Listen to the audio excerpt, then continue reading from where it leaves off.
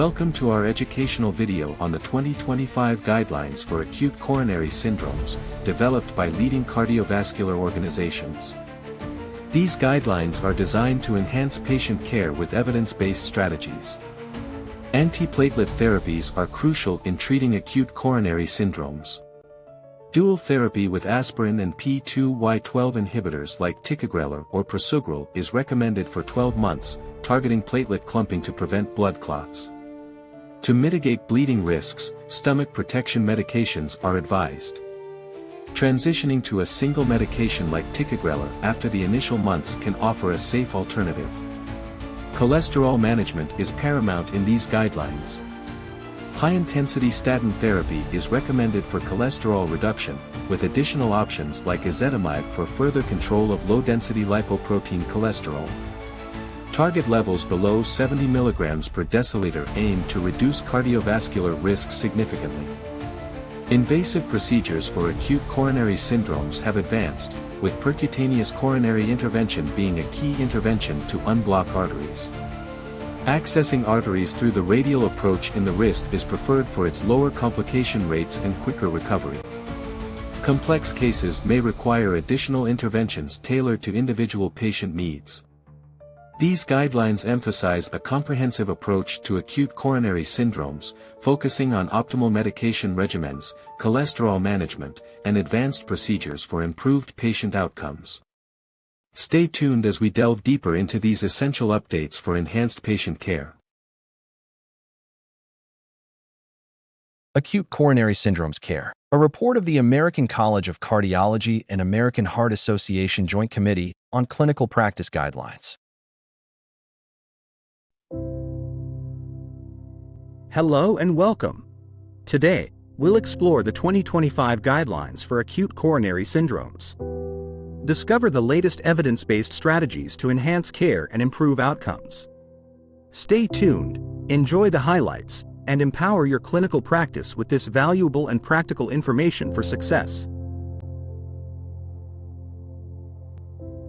Methods. A comprehensive literature search was conducted from July 2023 to April 2024.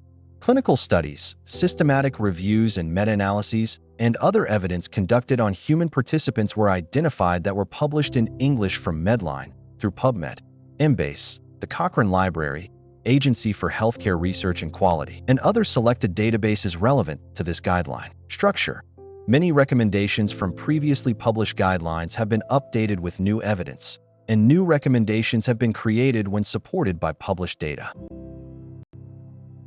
Evidence. Search of scientific acute coronary syndromes literature over past year. Recommendations revised per new evidence. Process. Professional Practice Committee. External peer review. Reviewed by the American Heart Association and American College of Cardiology Board of Directors. Standard of living. Funding. Funded out of the American Heart Association and American College of Cardiology general revenues. Does not use industry support. Table of Contents. Introduction. Overview of acute coronary syndromes. Initial evaluation and management of suspected acute coronary syndromes. Standard medical therapies for ST segment elevation myocardial infarction and non-ST segment elevation acute coronary syndromes. ST segment elevation myocardial infarction management. Reperfusion strategies. Non-ST segment elevation acute coronary syndromes. Routine invasive or selective invasive initial approach. Catheterization laboratory considerations in acute coronary syndromes. Management of cardiogenic shock. Complications of acute coronary syndromes. In-hospital issues in the management of acute coronary syndromes. Discharge, long-term management, and secondary prevention. Evidence gaps and future directions.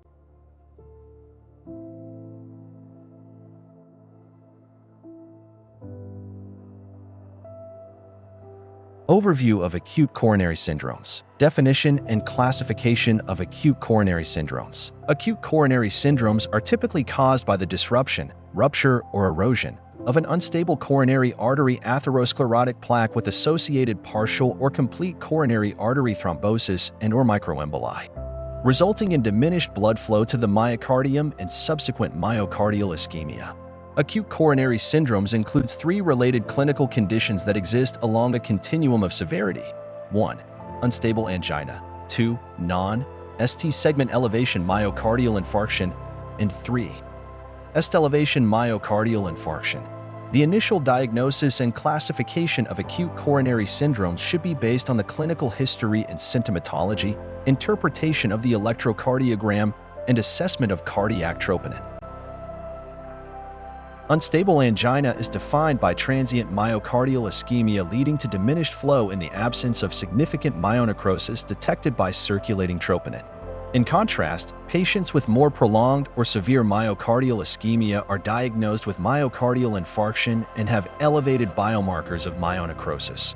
Patients with non-ST elevation myocardial infarction may have a partially occluded coronary artery leading to subendocardial ischemia, while those with ST elevation myocardial infarction typically have a completely occluded vessel leading to transmural myocardial ischemia and infarction. The pathophysiology of acute coronary syndromes can be dynamic, and thus patients can rapidly progress from one clinical condition, exempli gratia, unstable angina, non-ST elevation myocardial infarction, ST elevation myocardial infarction, to another during the course of their presentation and initial evaluation and treatment. Other, less common causes of myocardial ischemia, among others, include coronary artery spasm, embolism, and dissection. This guideline will focus on the acute management of acute coronary syndromes, including unstable angina, non-ST elevation myocardial infarction, and ST elevation myocardial infarctions, which are presumed to result from atherosclerotic plaque rupture or plaque erosion and subsequent thrombosis. Under the universal definition of myocardial infarction, these myocardial infarction events would be classified as type 1 myocardial infarction events. The diagnostic evaluation of chest pain and the management of type 2 myocardial infarction, spontaneous coronary artery dissection, and myocardial infarction with non-obstructive coronary artery disease. Myocardial infarction with non-obstructive coronary artery disease are covered in separate documents. A detailed description of the approach to the evaluation of patients with chest pain can be found in the 2021 Guidelines on Chest Pain developed collaboratively by the American Heart Association, American College of Cardiology, American Society of Echocardiography, American College of Chest Physicians, Society for Academic Emergency Medicine, Society of Cardiovascular Computed Tomography, and Society for Cardiovascular Magnetic Resonance and Chest Pain Guideline. Figure 1. Pathobiology of a type 1 myocardial infarction due to atherosclerotic plaque disruption. Progressive lipid accumulation and inflammation within an atherosclerotic plaque may lead to plaque instability. Rupture or erosion of the atherosclerotic plaque and exposure of plaque contents to the circulation may then culminate in activation of the coagulation cascade and subsequent thrombosis. When this occurs in the epicardial vessels of the coronary circulation, the presence of thrombus may compromise flow to the myocardium, leading to myocardial ischemia and eventual myonecrosis. Progressive lipid accumulation and inflammation within an atherosclerotic plaque may lead to plaque instability. Rupture of the atherosclerotic plaque and exposure of plaque contents to the circulation may then culminate in activation of the coagulation cascade and subsequent thrombosis. The presence of thrombus may compromise flow to the myocardium, leading to myocardial ischemia and eventual myonecrosis. Since early initiation of therapy is imperative for patients with acute coronary syndromes, a high index of suspicion is warranted for those who present with signs and symptoms that could be consistent with myocardial ischemia. Patients with acute coronary syndromes are at the highest risk for cardiovascular complications acutely, including prior to hospital presentation and during the early hospital phase. With appropriate management, this risk begins to attenuate. However, patients remain at increased risk of recurrent cardiovascular events for several months to years after an acute coronary syndromes. This may in part be related to the acute inflammatory milieu that exists after acute coronary syndromes that may contribute to a heightened risk of recurrent events. Although the point at which a patient transitions from being a patient with an acute coronary syndromes to one with more stable or chronic coronary disease is incompletely defined, many of the medications indicated at discharge in patients with an acute coronary syndromes are similar to those for the management of a patient with chronic coronary disease and should be extended more than a year beyond acute coronary syndromes. The long-term management of patients with acute coronary syndromes who are presumed to now have more stable coronary disease has been described in the 2023 American Heart Association, American College of Cardiology, American College of Chest Physicians, American Society for Preventive Cardiology, National Lipid Association, Preventive Cardiovascular Nurses Association, and Chronic Coronary Disease Guideline.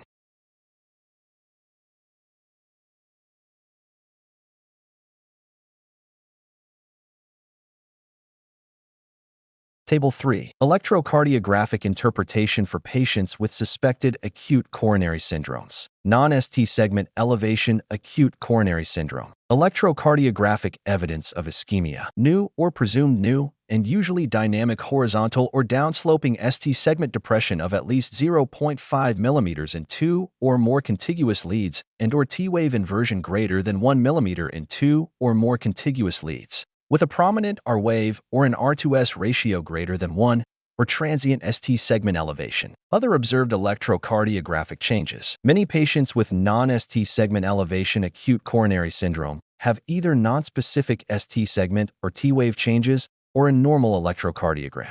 The absence of electrocardiographic evidence of ischemia does not exclude acute coronary syndrome. ST segment elevation myocardial infarction. Electrocardiographic evidence of ischemia. New or presumed new ST segment elevation of at least 1 millimeter in 2 or more anatomically contiguous leads, measured at the J point, in all leads other than V2 through V3, and at least 2 millimeters in men aged 40 years or older, at least 2.5 millimeters in men younger than 40 years, and at least 1.5 millimeters in women regardless of age in leads V2 through V3. Other observed electrocardiographic changes. Posterior leads V7 through V9 should be obtained in patients with suspected left circumflex artery occlusion, particularly in the setting of isolated ST segment depression of at least 0.5 millimeters in leads V1 through V3. Note: ST segment changes may also be observed in other conditions including acute pericarditis,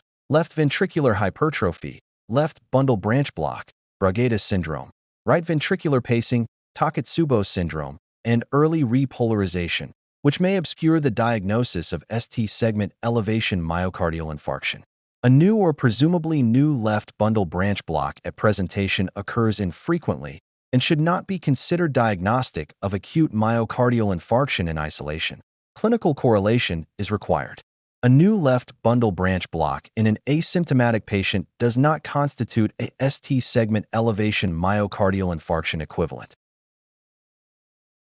Figure 2. Types and classification of acute coronary syndromes. Comparison of non-ST elevation myocardial infarction and ST elevation myocardial infarction. Non-ST elevation myocardial infarction. Angiographic findings. Presence of a partially occlusive thrombus. Electrocardiographic changes. Depression of the ST segment and inversion of the T wave. In some cases, there may be nonspecific changes or no observable changes on the electrocardiogram. Biomarker changes. In unstable angina, cardiac troponin levels are negative. In non-ST elevation myocardial infarction, cardiac troponin levels are positive. ST elevation myocardial infarction. Angiographic findings. Presence of a completely occlusive thrombus. Electrocardiographic changes. Elevation of the ST segment. Specifically, ST segment elevation is observed in 2 or more contiguous leads on a standard 12-lead electrocardiogram or on a posterior lead electrocardiogram. It is noted that the result may be negative if only a short time has passed since the onset of symptoms. Biomarker changes. Cardiac troponin levels are positive. This structured comparison highlights the key diagnostic differences between the two types of acute coronary syndromes. Table 4. Types of acute myocardial infarction according to the universal definition. Type 1. This type is caused by acute coronary atherothrombosis, typically triggered by the disruption of an atherosclerotic plaque, either through rupture or erosion. It is often associated with partial or complete thrombosis, which refers to clot formation in the coronary artery. Type 2. This type results from a mismatch between the heart's oxygen supply and demand, but it is not due to acute coronary atherothrombosis. It can occur in various clinical settings such as severe anemia, low blood pressure, or abnormally fast heart rhythms. Type 3. This type refers to cardiac death with symptoms of myocardial ischemia and presumed ischemic changes on the electrocardiogram or ventricular arrhythmia, occurring before blood samples for cardiac biomarkers can be obtained or before increases in cardiac biomarkers can be identified. It may also be diagnosed by autopsy. Type 4. Type 4A. Myocardial infarction related to percutaneous coronary intervention, caused by a procedural complication and detected within 48 hours after the procedure. Type 4B. Myocardial infarction caused by thrombosis of a coronary stent or stent scaffold. Type 4C. Myocardial infarction caused by restenosis of a coronary stent. Type 5. Myocardial infarction related to coronary artery bypass graft surgery, caused by a procedural complication and detected within 48 hours after the surgery.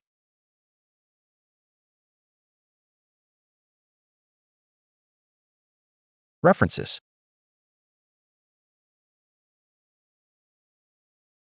In conclusion, this initial section of the 2025 Guideline for the Management of Patients with Acute Coronary Syndromes has laid a solid foundation, presenting updated evidence, methodologies, and collaborative insights to improve clinical practice and patient outcomes. This guideline stands as an essential resource for healthcare providers committed to optimizing care for patients with acute coronary syndromes. Thank you for joining us in this video on Medicina Interna. If you found this content helpful, we encourage you to subscribe to the channel and share your thoughts in the comments. Your feedback is invaluable as we continue to grow and enhance the quality of our videos. Stay tuned for the next sections, where we'll dive deeper into acute coronary syndromes management and treatment strategies. See you in the next video. Let's keep learning together. Until next time.